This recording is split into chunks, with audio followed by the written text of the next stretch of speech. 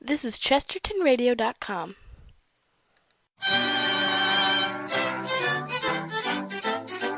And here's the cinnamon bell.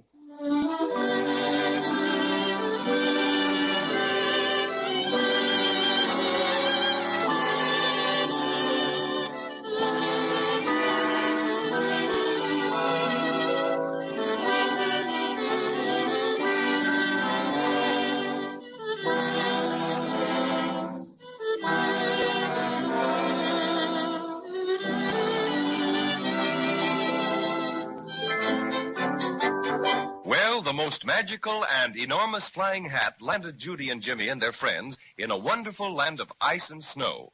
Just as Queen Melissa instructed them, they asked the first person they met where to find Nicky Fruitle. He was a snowman and told them that Mr. Fruitle could be found in a white palace. Up the steps they went and were met by Nicky Fruitle, a little elf dressed all in white fur. Nicky invited them in and led them to a door which is just about to open on the gentleman who can tell them how to get their broken silver star fixed. And who do you think it is? Well, I'll let Judy tell you. Santa Claus. Willikers, you don't mean the real Santa Claus, do you, Mr. Fruitle? Of course, Jimmy. And no one else. Honest Injun? Honest Injun. All right, here we go. Oh, my goodness. Gee Willikers. Welcome, my children. Come right in. I've been expecting you. Thanks, Santa. Don't mind if I do. Your invitation is most acceptable.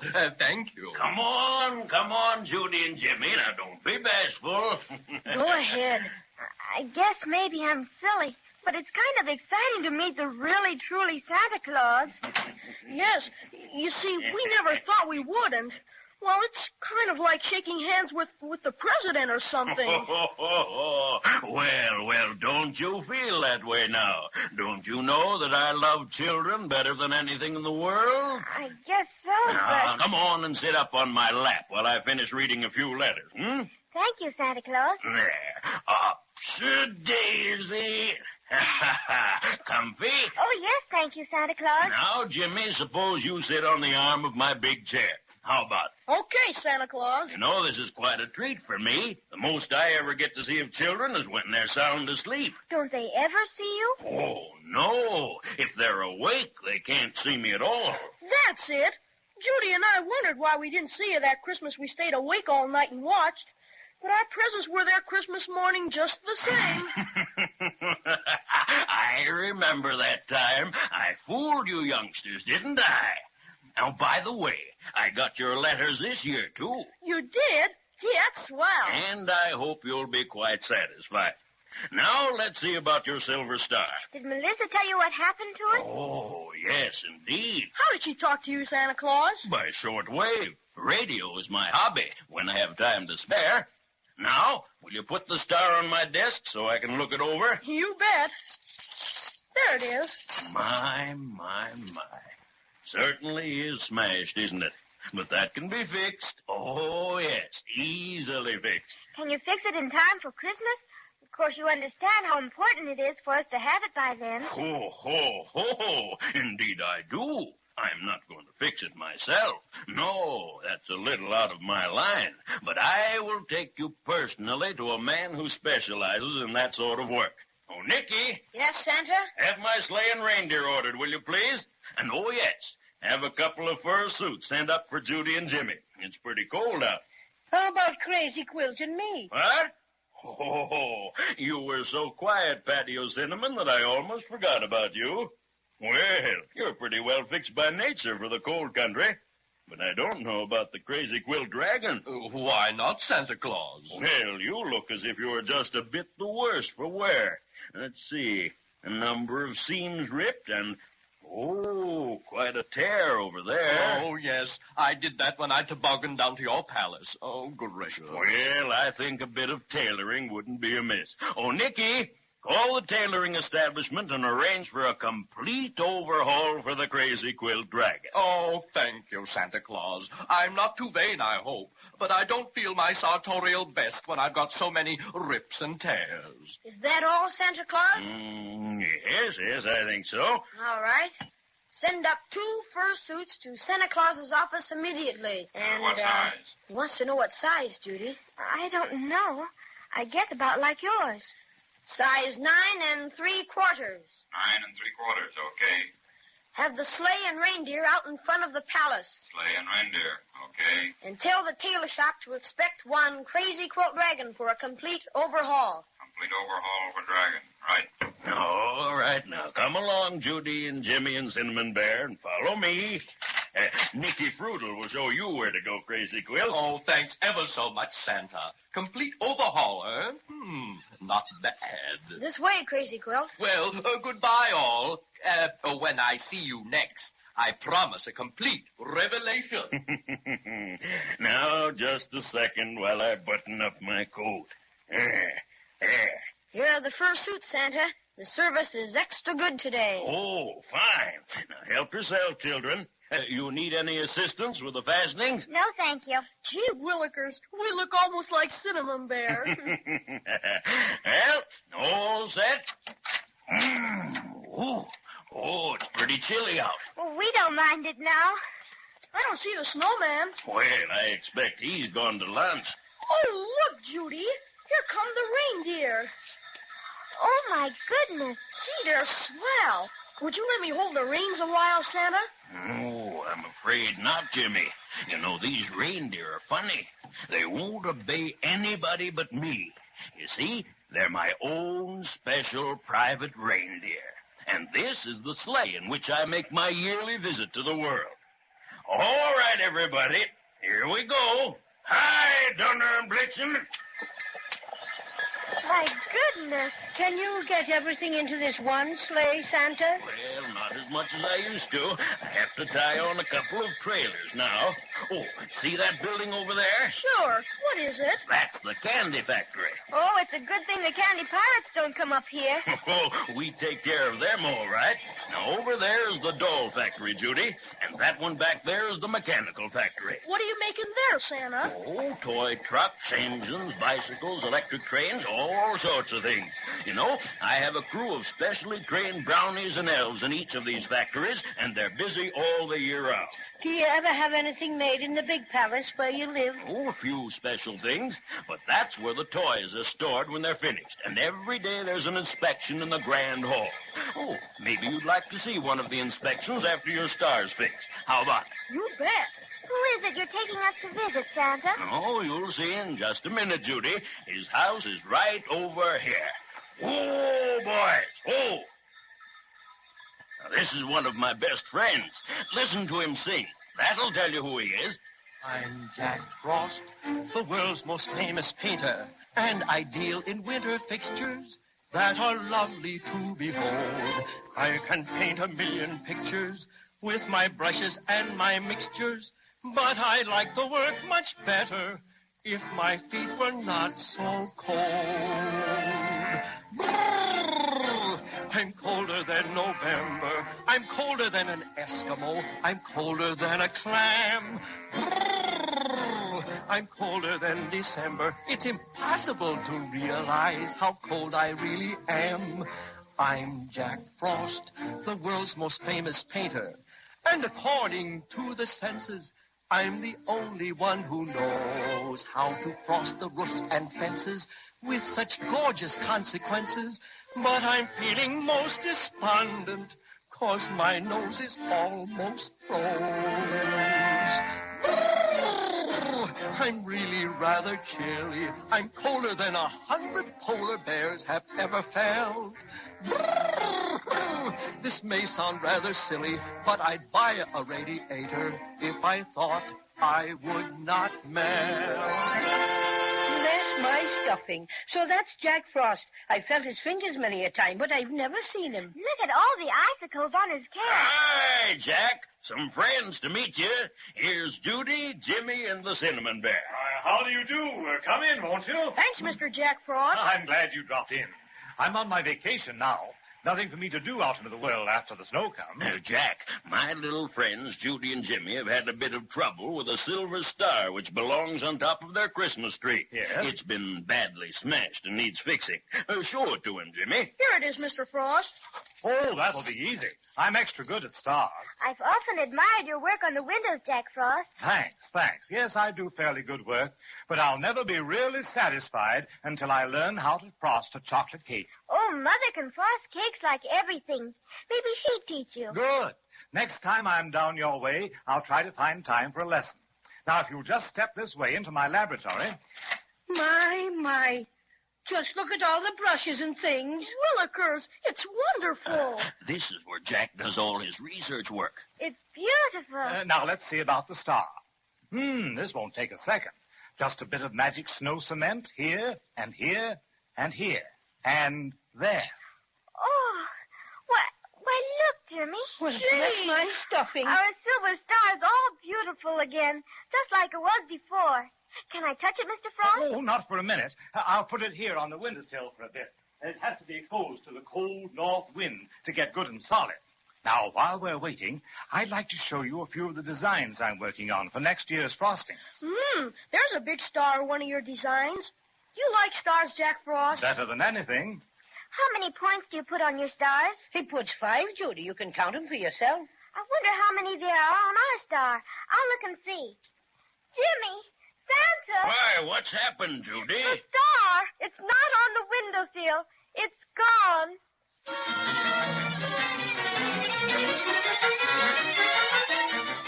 Well, if it isn't one thing, it's 2 others. I was positive Judy and Jimmy had the star for keeps this time, but that's where I was mistaken. One thing is certain, however, if they don't get it mighty soon, it'll never be on top of their Christmas tree by December 25th. Let's be sure to listen next time and see what's happened.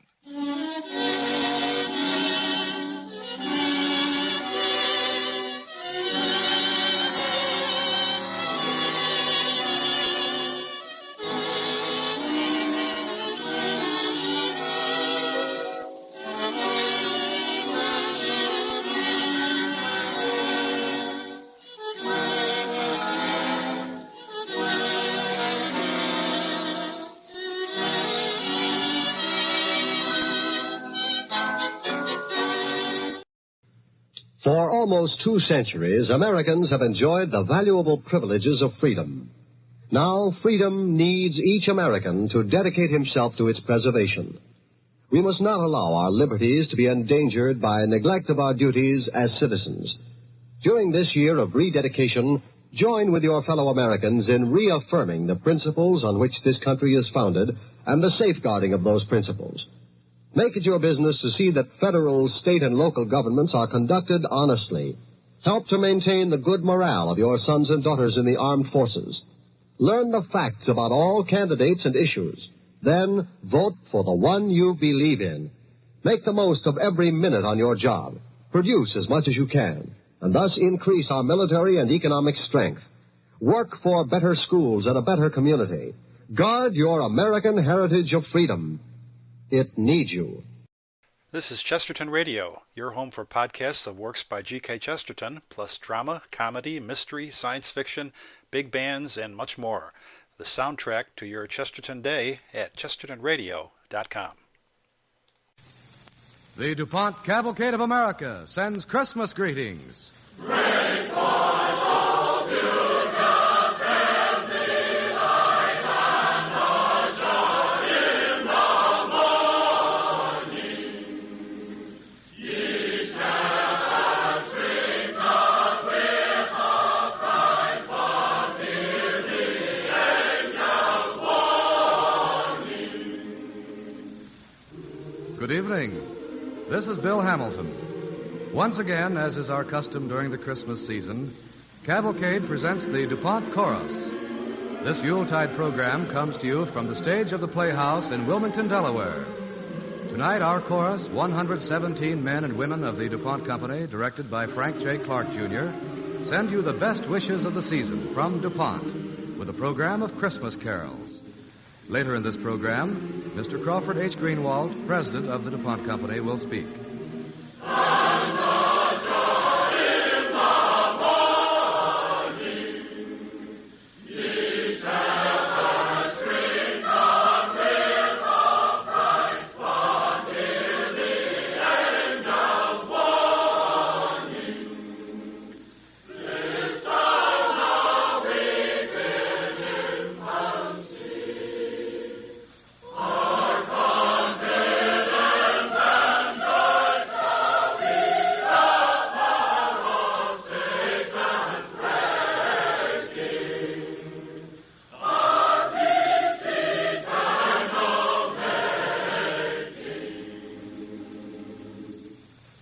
The Dupont Chorus begins its program with one of the oldest forms of the English carol, the Gloucestershire Wassail, a toast meaning good health. Wassail, wassail, wassail,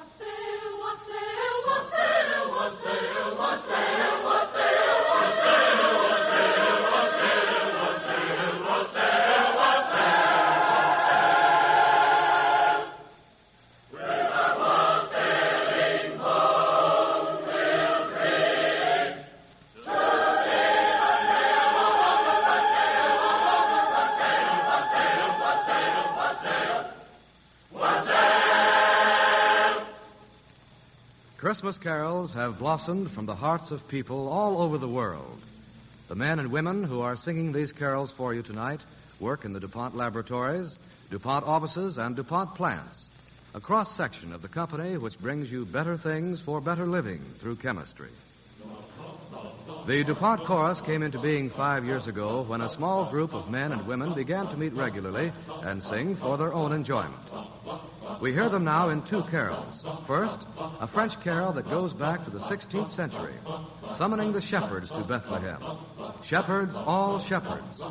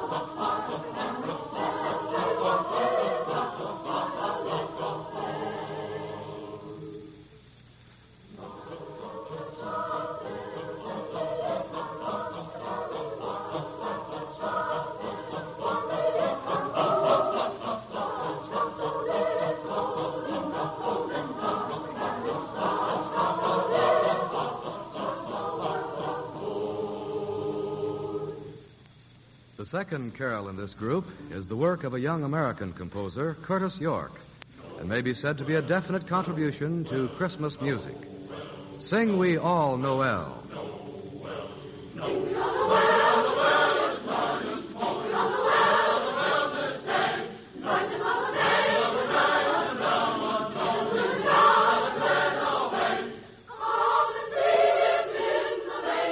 Sweet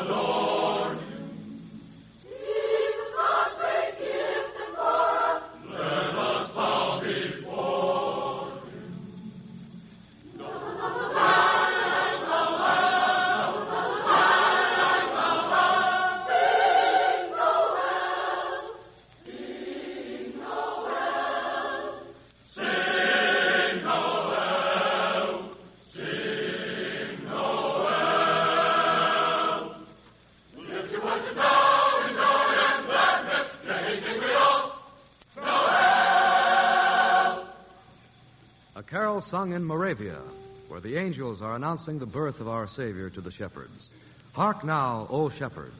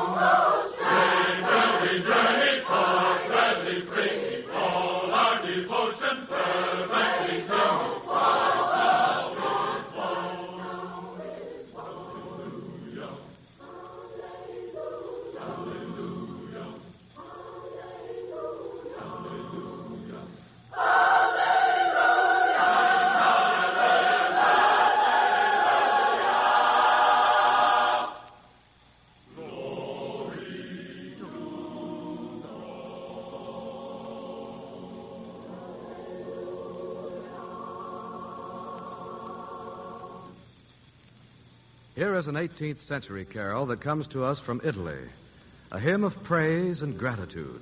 Glory to God in the highest. Glory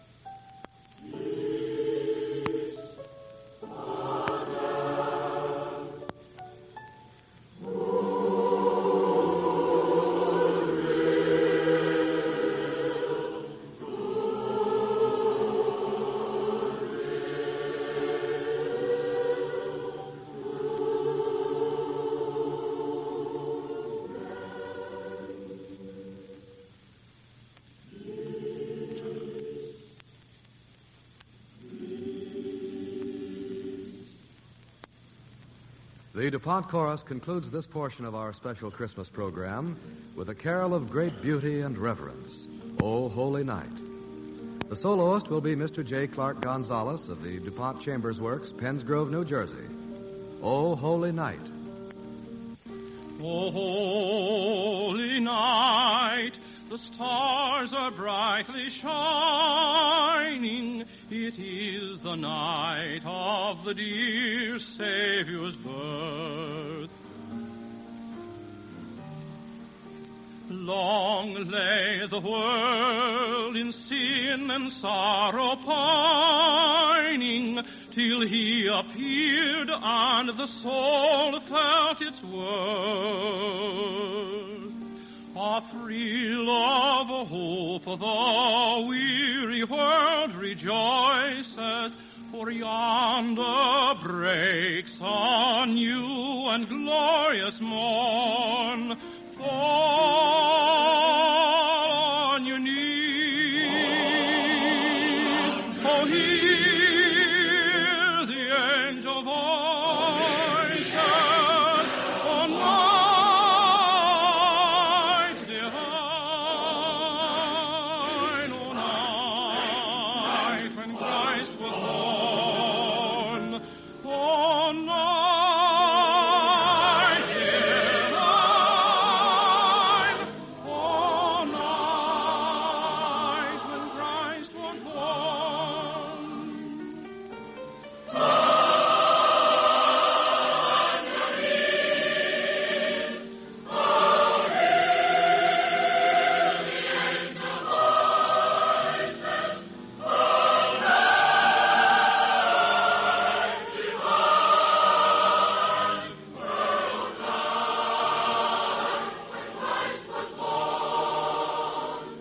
Oh, night divine,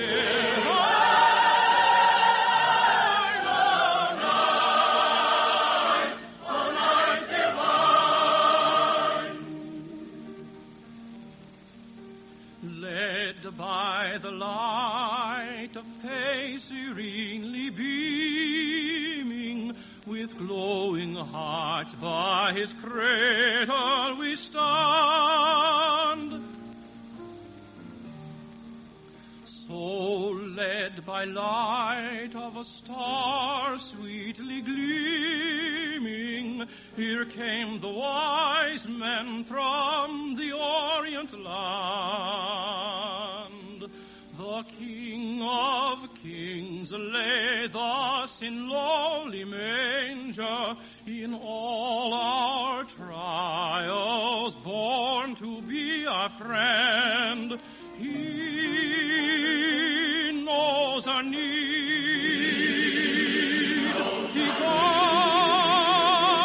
us from danger. Behold your King before the lonely band. Behold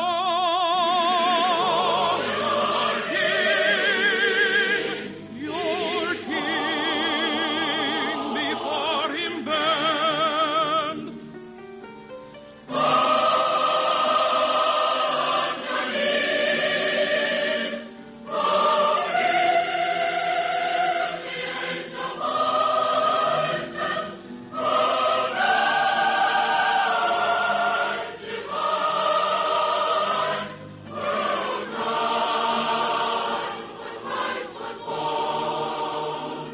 Oh, night divine,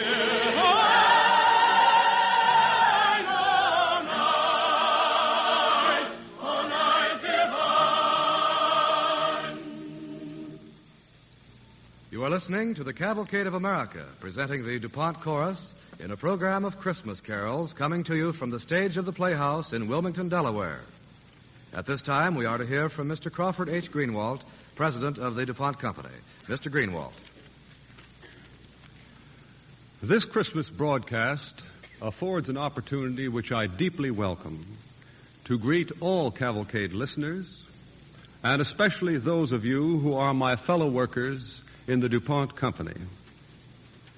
We of DuPont can, I think, properly take pride in our performance during this past year.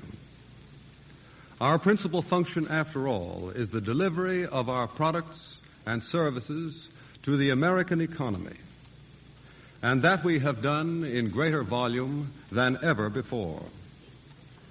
In delivering those goods, I believe we have pleased our customers, and so have passed once more the acid test the marketplace provides for our business.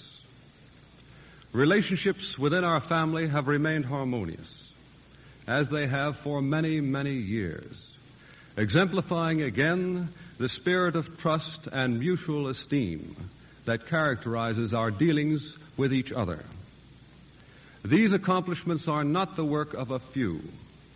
They represent the teamwork and loyal cooperation of all the 80,000 men and women who comprise the family of DuPont employees.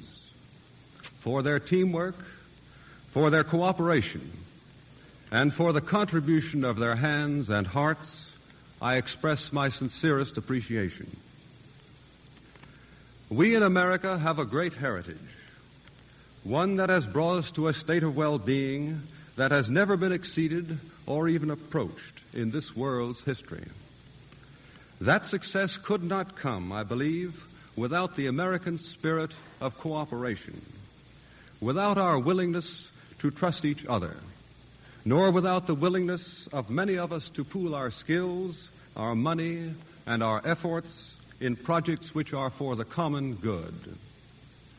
May it always be so, and may the accomplishments of our great nation stand forth as a beacon to the world, which will give hope, enthusiasm, and determination to all other nations to seek that intellectual and spiritual freedom which is the basis for our success. A Merry Christmas and God's blessings to all of you. Thank you, Mr. Greenwald. The Cavalcade of America continues this special Christmas program as the DuPont Chorus sings a joyous musical setting, Christmas Bells Tink, narrative of the Christmas story. Noel, Noel. Noel, Noel, Noel, Noel, Noel. Sing we clear, open up on the night, for his sons are here. To Bethlehem did I go, the shepherds go, the shepherds three, to Bethlehem did I go, the shepherds go, to see if it were so or no, whether Christ were born or no. Whether Christ were born to set them free. Masters, in his heart hear ye news today. Brought over sea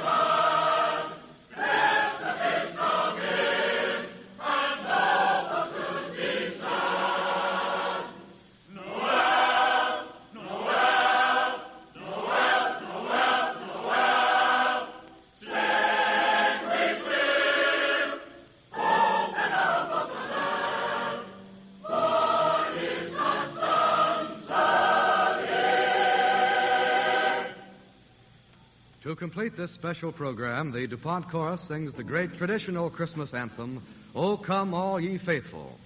And we hope that you at home, from coast to coast, will sing along with us. If not in voice, then in your hearts. O come all ye faithful, joyful and triumphant. O come ye to Bethlehem, come and behold him born, the King of angels. O come, let us adore him. O come, let us adore him. O come, let us adore him. Christ the Lord. O sing, choirs of angels, sing in exaltation. O sing, all ye citizens of heaven above. O glory, glory to God. Glory in the highest. O come, let us adore him. O come, let us adore him. O come, let us adore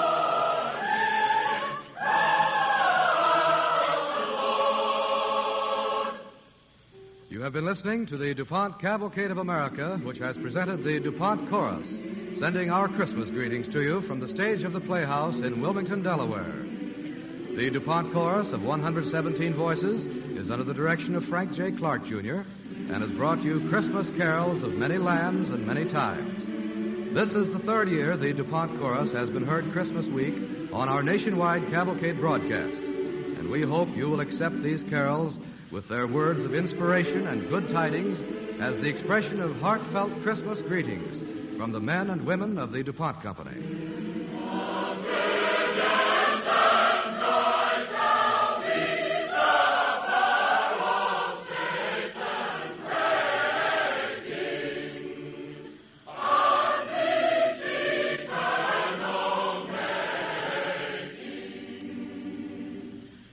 We invite you to listen next Monday night when Cavalcade presents one of Hollywood's loveliest stars, Gene Tierney, in The Indigo Girls. This is Bill Hamilton bidding you good night and wishing for each of you a very Merry Christmas.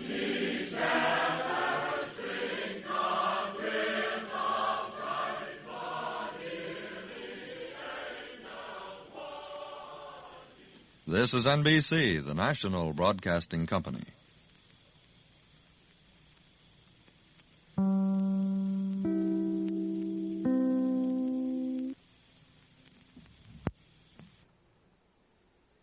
This is Chesterton Radio, the true, good, and beautiful at chestertonradio.com. Don't turn that dial. This is the right station if you want to hear about Jonathan Thomas and his Christmas on the Moon.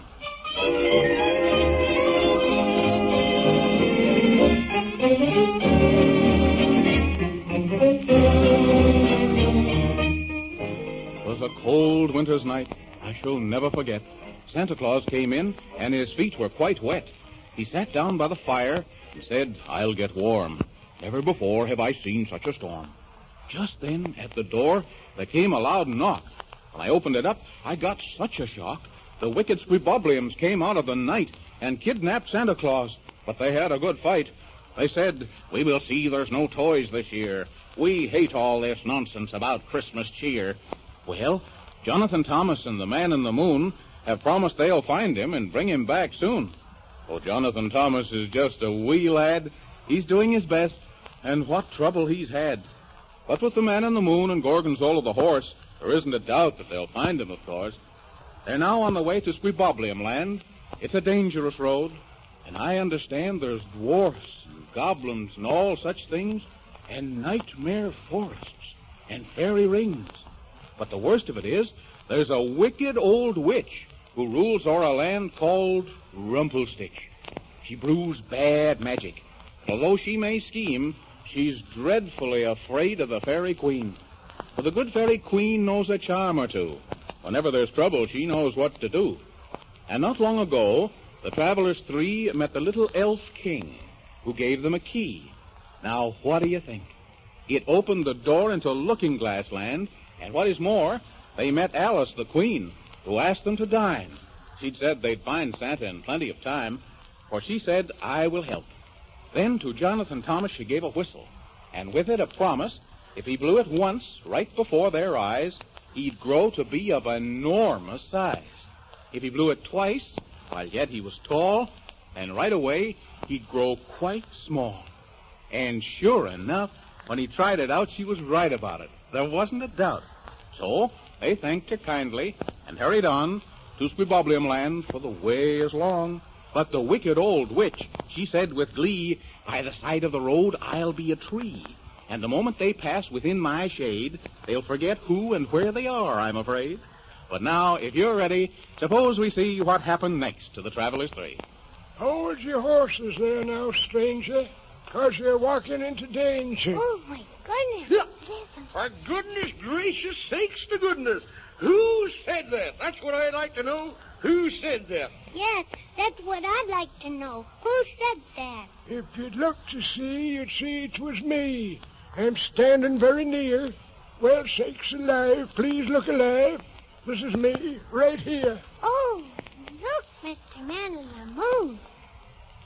The little man with a beard. Well, of all the insults I've ever heard, just never mind my long white beard. I guess I should have saved my breath and let you go right to your death. Well, Jiminy Crickets, who are you? Yes, who are you? Well, Dad Bonnet, I'm Kermit the Hermit. Oh, how do you do, Mr. Hermit the Kermit? No, not Hermit the Kermit, but Kermit the Hermit. Why don't you get it right? Oh, I'm very sorry, if you please, sir. I didn't mean to get it wrong. What did you say about saving us from our death, Mr. Hermit? I've lived in these here woods for a mighty good long time, and I know every tree as well can be. And by cracky, they know me. Well, sir, yesterday there was a brand new tree that wasn't there before. And land of Goshen, it's just my notion that I'd better find out some more. Find out what, if you please, sir? Well, sir, as I said, I know every tree. But that there tree didn't look right to me. So I started to watch, kinda, spying and such. And what I saw gave me a stitch. That there tree moved around without making a sound. I'm telling ye, that there tree is a witch. Did you say a witch? Yep, that's what I said.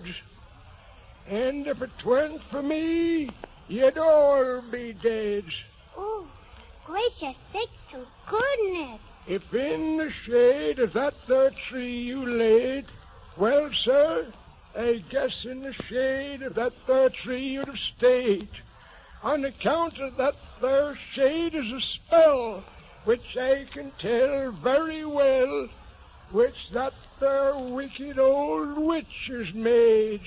Well, we're very grateful to you, Mr. Hermit the Kermit. Dad burn it, it isn't Hermit the Kermit, 'tis Kermit the Hermit, Dad burn it. Oh, for goodness sakes to goodness. We are sorrier than sorry. I humbly apologize.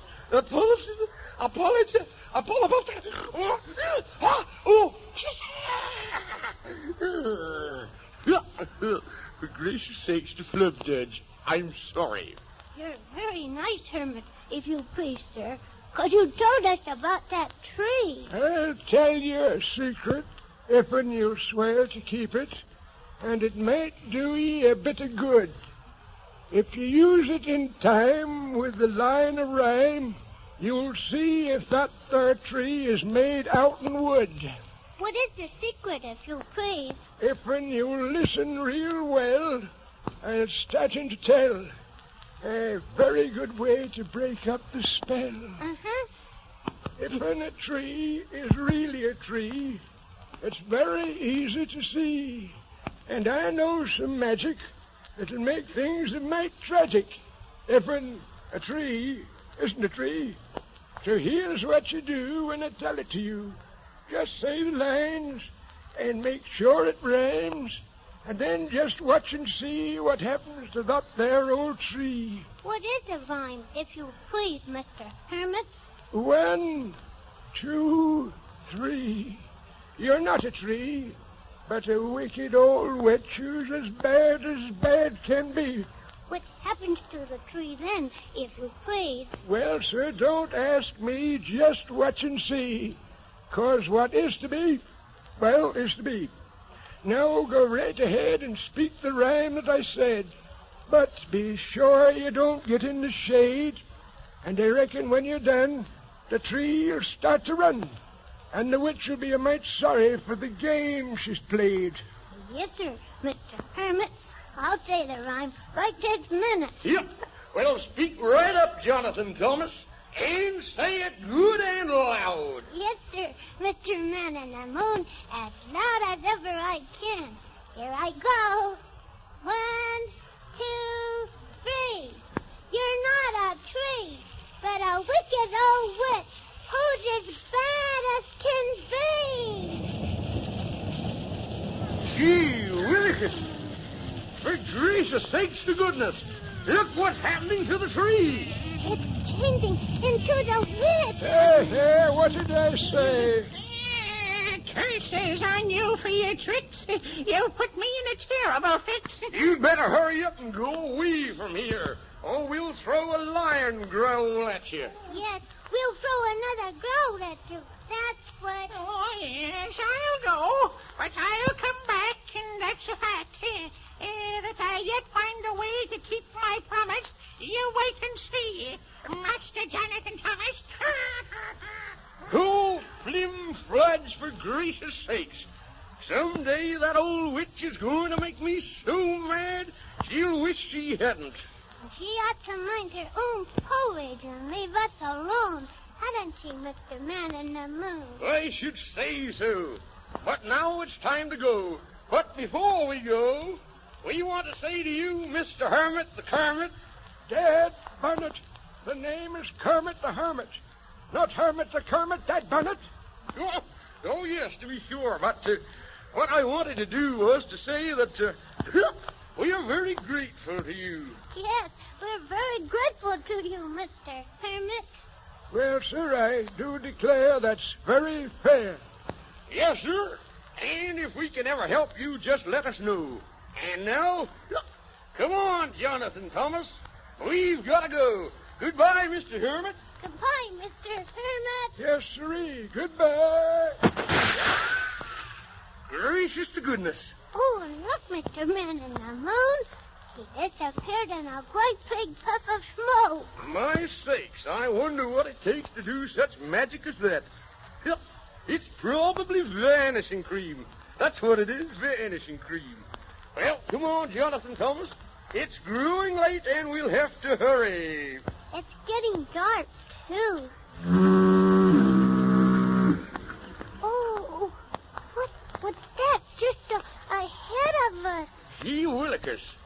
It's the pea soup fog, Jonathan Thomas. The pea soup fog? I never heard of that. Yep. It's 1 mile wide and 3 miles high. And we'll have to go through it to reach the land of Squee-Bubble. And I don't like pea soup. I like onion soup much better. You'll have to learn to like it, Jonathan Thomas, because here we go. Oh, it's that dark. It's 2 times 2 and... Oh, look, Mr. Man in the Moon. What's that? Gee willikers. I don't know. We'd better ask and find out. Who are you? I'm the dragon of the 13 tails, and I feed with greed on little boys, happy dogs, and big, fat snails. Ooh. Come on, Jonathan Thomas, we'd better run. Oh, what a silly thing to do. But I can run faster than you, and I'll have such fun eating you up one by one. Ready or not, here I come.